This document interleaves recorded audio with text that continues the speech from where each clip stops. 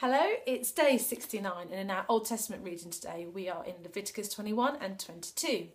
And I don't know if you've ever had it where someone has told you off or called you out. Maybe a teacher, you've been caught talking. That used to happen to me a lot.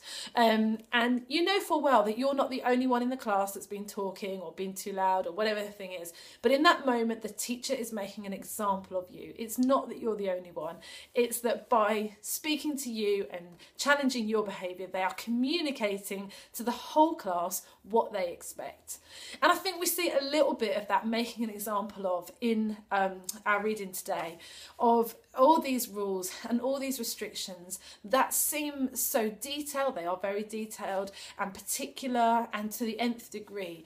And in part, I think that God is making an example of the priests. And I think one of the reasons why he's making an example of them is because one of their jobs is that they are meant to reflect him. And so as part of their job, they are the intermediary, if you like, the go-between between God and his people. And so it's important that they're a picture and an example of what he's like. And through the things that he's asking and commanding of the priests, he's saying, you need to reflect me. I am holy.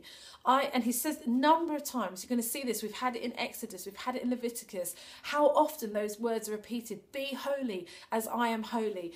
In these books, Exodus and Leviticus in particular, we are being laid a very important foundation, and that is God is not like us. He is holy. He's also perfect. He is without any kind of imperfection on any level.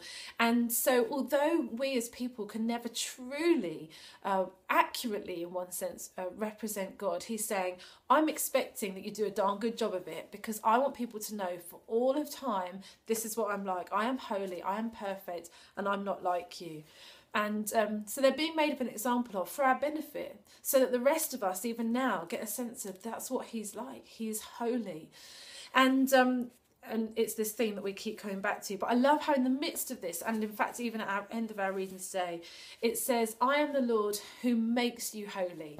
So he's not just saying behave like this, but he's saying, even though I'm setting all of these things in place where your behaviour, your actions, your appearance, all of these things need to in some way reflect me. But he says, ultimately, only I can make you holy. You can do these things to reflect me, but only I can actually do the job of making you holy. And what a wonderful promise that is to us as well. We do things out of obedience to God and out of a love response to God, but he is the only one who can make us holy. Our actions can't make us holy, only he can do that.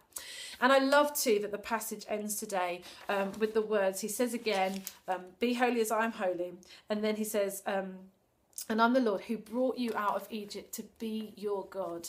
And where some of the language of Leviticus can feel hard to us sometimes, let's not forget that, and he's dropping clues for us. He's saying to his people then, this is what I did for you, and I did it so that you could be mine.